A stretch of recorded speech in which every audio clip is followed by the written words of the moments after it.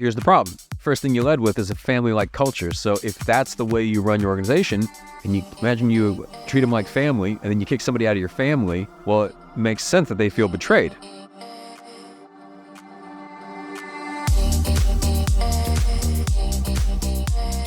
I'm Michael Mogill, founder and CEO of CRISP, the nation's #1 law firm growth company. I've built my business through practice, not theory.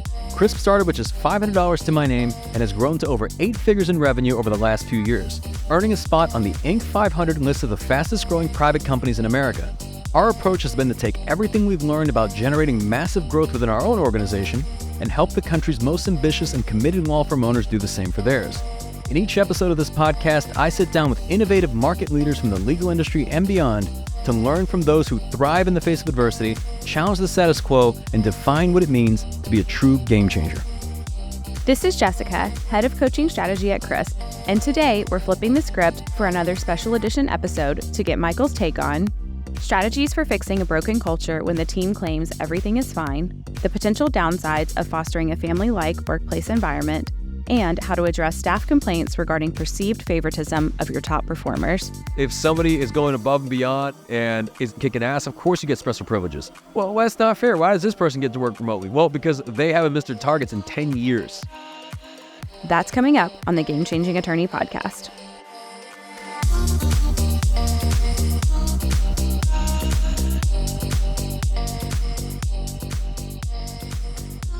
All right, welcome to the first AMMA of February this year. Okay, here we are.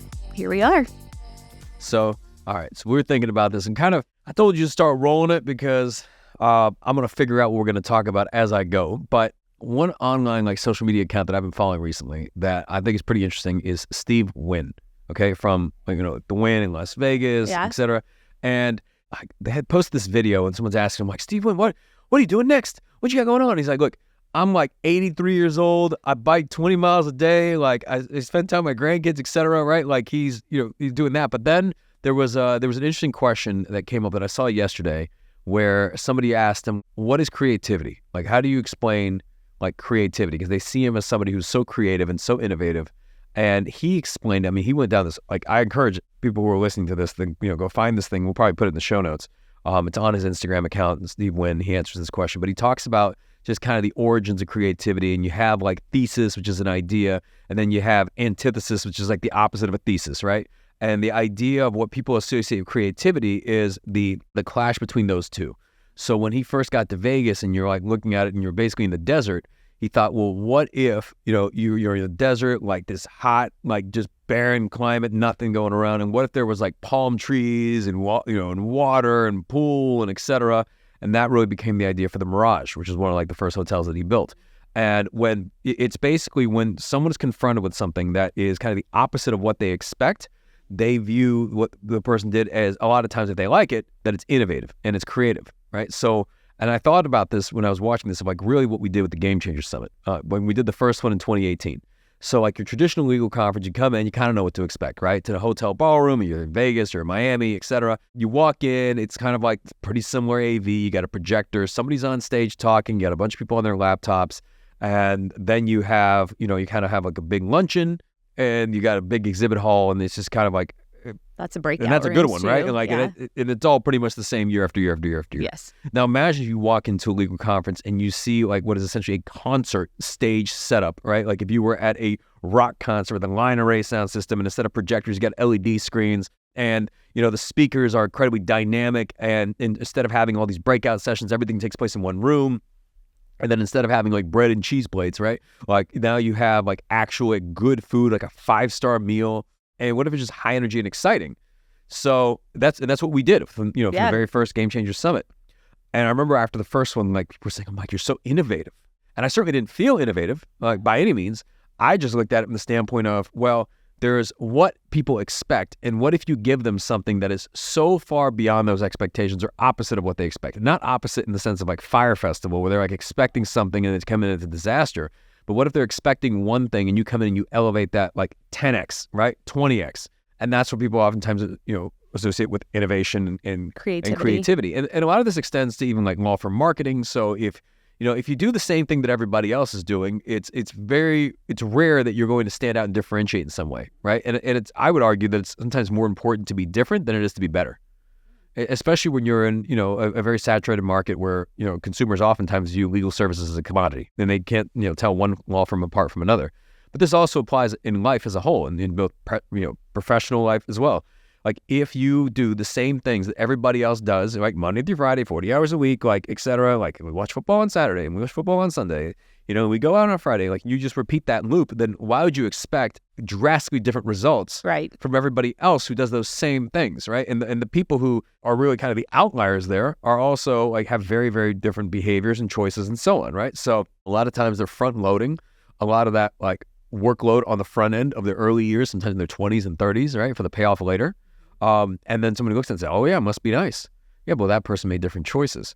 So my point with that is like kind of get into this conversation about creativity, innovation, outliers. But the whole idea is that if you do something and things the same way that everybody else does them, then why would you ever expect to see different results? Right. And I like to kind of play around at the edges, right? Like I always like to look at it from the standpoint of like, look, I know what the results or outcomes are going to be if we do the same thing everybody else does, because that already exists. It's out there. You see it. And at best, you match their outcomes, but you're never going to exceed them that way. So this is why I'm a big fan of like creativity and innovation, because as opposed to competition, because now you're just looking at it more so from the standpoint of like, okay, what if we did something that was just so incredible and so differentiated that we had to stand out, right? And that's how the Game Changer Summit started. That's how the podcast started. That's how the book started. That's how we did the event at Mercedes-Benz Stadium. That's how we did. I mean, just a lot of the things that we do, we look at it from that standpoint. Even the training center that we have here, right? Like, who's invested in a 50,000 square foot training facility for law firm owners to come every quarter, right? No one. But we looked at that and thought, well, I mean, there's the expectation that you would have workshops at hotels or, at airports and so on. But like, what if you had like a world-class corporate training center where you can control all aspects from the AV to the catering to literally the fragrance, the scent, like the cleanliness of the bathrooms, et cetera. What if we just built that, right? And that's what happened in March of 2021 or May of 2021. Yeah. And, the rest is history. So I would encourage you to check out that video from Steve Wynn. I think he's done some incredible things. It's hard to dispute that he's very much an innovator, certainly very creative, but that's something worth thinking about. Yeah. And speaking of thinking about, I'm thinking about the AMMA. Yes. Where you guys submit the questions, we answer them, and you can text us at 404-531-7691 with your question. It could be anything related to leadership, marketing, culture, brand building. I mean, anything about growing and scaling law practice, really anything that they let me talk about besides politics, right? That's basically it. And then if this is your first time tuning in, this is one of 3 types of episodes on the show. We've got the traditional podcast format. We bring on experts from the legal industry and beyond. And then we've got the encore editions. We bring back some of our most popular episodes. And then something you will notice or perhaps not notice is that we don't run any ads on the show. So we do not have any sponsors. We don't take in any sponsors. Probably could make a decent amount of money. But then that would mean that we would be holding to them in some way, and we couldn't bring on all the guests that we want. We couldn't say whatever we want. Our guests couldn't say whatever they want. And it's kind of interesting. Like when you do things your way, you don't take anybody else's money. You get to continue to do things your way. And I'm a big fan of that, right? That's kind of the 8 print, the strong and self-reliant. What was that meme you sent me today? It was like, I'll let people help me at my funeral as you're like still digging. Oh, yeah, you're digging up your own grave. You're digging your own, you're digging your own grave to bury yourself, right? You're like digging dirt. No one's going to help. I got it, right? So anyway, let's get on to it. Jessica, what questions do we have this week? All right. So to kick us off with question number 1. Hey, Michael, I've been feeling like something's off with our culture. People seem disengaged. I've had a few unexpected resignations, and there's tension I can't quite identify. When I ask people what's wrong, everyone says everything's fine or gives me superficial answers. Even though something obviously isn't working, nobody will tell me what it actually is. How do you diagnose and fix culture problems when you can't get anyone to tell you what it is?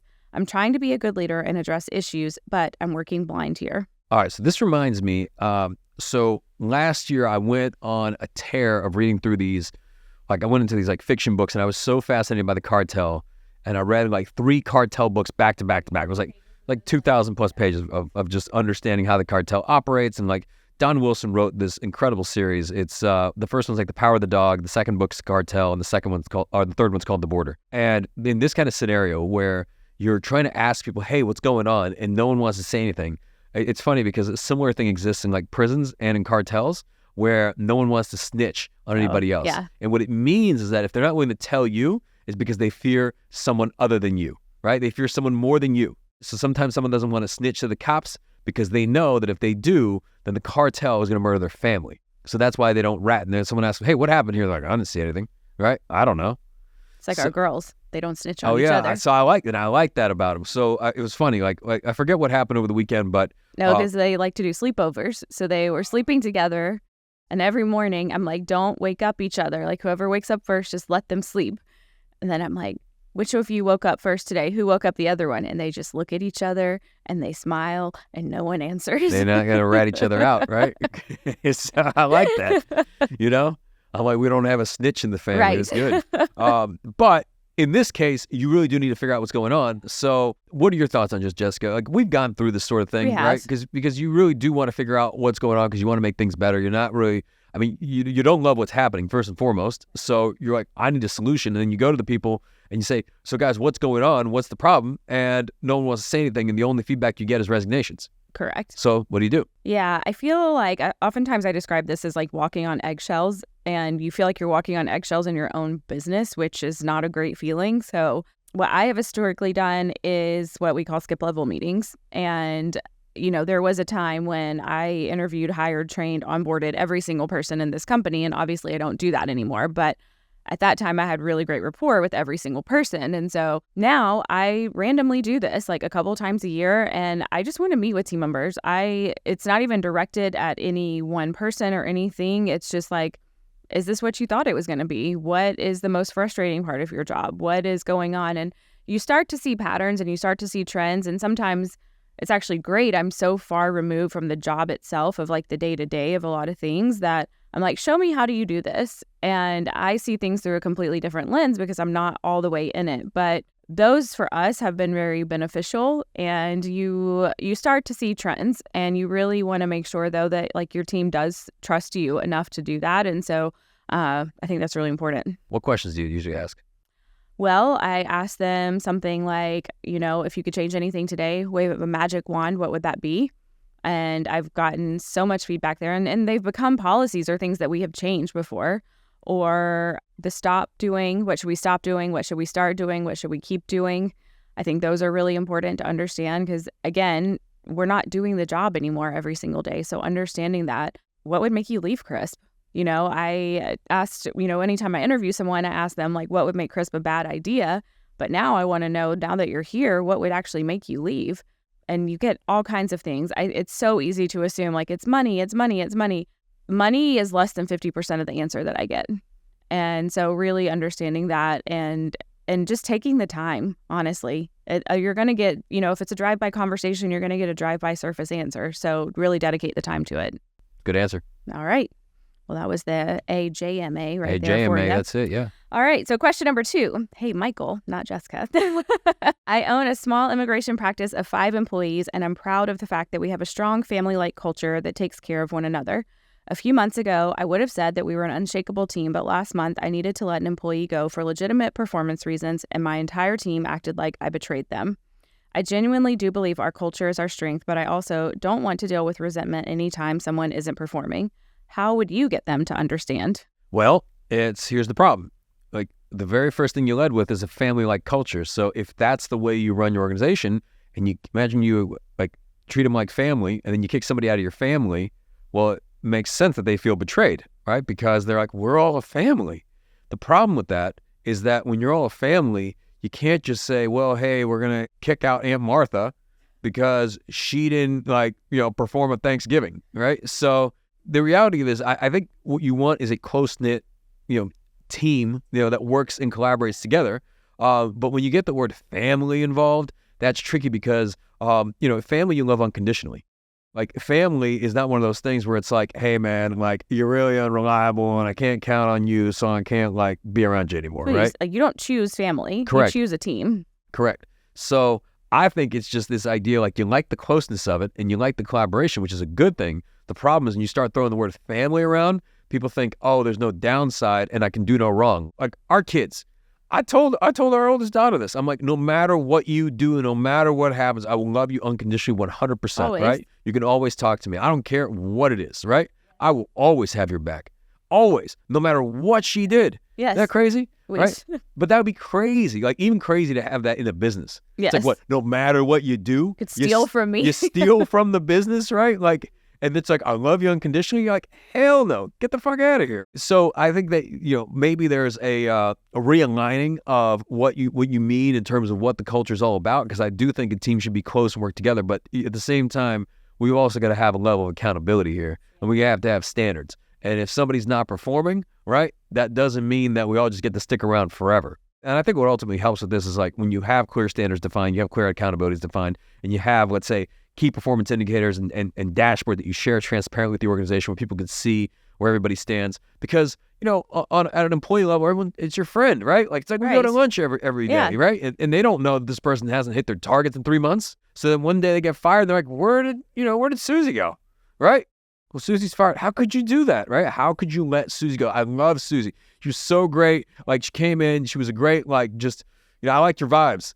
It's just great vibes. We had great Good lunch, energy. good energy, and they think you're like just Satan, right? Like, just how could you do this to this person? Just Susie has a family, right? But the reality of it is like, okay, well, this person wasn't performing, and if, like, imagine all of us didn't perform, like, we'd go out of business. So in order for us to be able to succeed and grow and thrive, and for you to be able to have additional professional advancement and so on, like, we all have to do our jobs. And so I do think it's probably a realigning of what the culture is all about and what that means. You can still have a very tight-knit culture. In Absolutely. fact, I would argue when you have high accountability, it's even closer. Yeah. But we don't regard each other and say, hey, if we fuck each other over, we're all still friends. No, we're not. Not at all.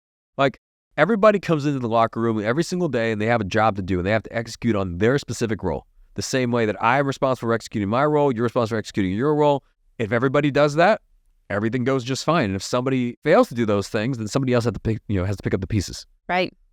All right. To close us out with question number 3 today. Hey, Michael, I want your opinion on something that may be pretty controversial. I've always been of the belief that special talent gets special privileges. We've recently grown a lot. I hired 8 people last year, and now I'm hearing rumbles of people complaining about special treatment. The people they're talking about are my best performers who generate most of our revenue, and I have no problems with the flexibility they're taking. So long as they're delivering, by my measure, they're great. The problem is other employees think it's unfair. I know what I want to say to them, but I'm trying to be open-minded. Do you think it's justifiable to give special treatment based on value provided to the business, or should I be rethinking my approach? This reminds me of a meme. I think it was like a year or two ago, where it was like, Tuesday, special teams, special players, special plays, right? And this is where it's like special privileges. So, yeah, I totally think it's justifiable. Yes. Right? Like, yes, if somebody is going above and beyond and like is kicking ass, of course you get special privileges, right? Well, that's not fair. Why does this person get to work remotely? Well, because they haven't missed their targets in 10 years. Right. Right? So I trust them. And if you don't miss your targets for 10 years, you can do whatever the hell you want as well. Yeah, I mean, that's kind of the idea. Like, absolutely. Now, with that, like, those privileges can also be taken away. It's like you have to continuously prove yourself every single day. It's not like, well, 5 years ago they were really amazing, but they haven't delivered in the last 4 years, or they have in the last, a year or the last month. It doesn't even matter, right? You constantly have to like demonstrate again that you deserve to receive said special privileges. So I am a believer in that, and that you do get additional grace, and you do, but you've got to be going above and beyond, and that goes for anyone, really. I mean, it's not limited to like a certain like set of people. No. Like, if somebody wants to like deliver at that level, then yeah, absolutely. So we say exceptional people get exceptions. Well, yes. Yeah. Yes. I mean, when you look at it like, okay, well, there's like veteran players in the NFL where they've been in the NFL for like, I don't know, 10 years, right? And they're like incredible, probably going to get like Hall of Fame level. And for them, attending spring training is optional. But they've attended spring training continuously year after year after year after year. And where they get that special privilege is the coaches know that those guys do a great job in the offseason managing themselves and managing their health and fitness to the point where they come in when the season starts, they're ready to play. Now, somebody who just got drafted is not going to get that special privilege because they haven't earned it yet. They're like, look, man, we don't know if you're going to come in ready, right? In terms of like fitness level, in terms of knowing the playbook, etc. But this person who's been on the team for this amount of time and has been able to demonstrate that like they can win games, well, yeah, they have more grace. So I do think that those things are earned as long as other people can earn them too. Yes, that's true. All right, we'll see you next time. Namaste. You've been listening to the Game Changing Attorney podcast with Michael Mogill. If you found this episode valuable, here are 3 free ways that we can help you grow your law firm. Number 1, download the first chapter of Michael's book absolutely free at gamechangingattorney.com. Number 2, you can shoot Michael a text at 404-531-7691 and ask him any question you'd like. You might just hear the answer on the next episode. And finally, number 3, if you can leave this podcast a 5-star review, it will help us gain access to more influential thought leaders and bring their lessons learned here to you. For more information on this episode, see the show notes in your podcast app or visit legalpodcast.com.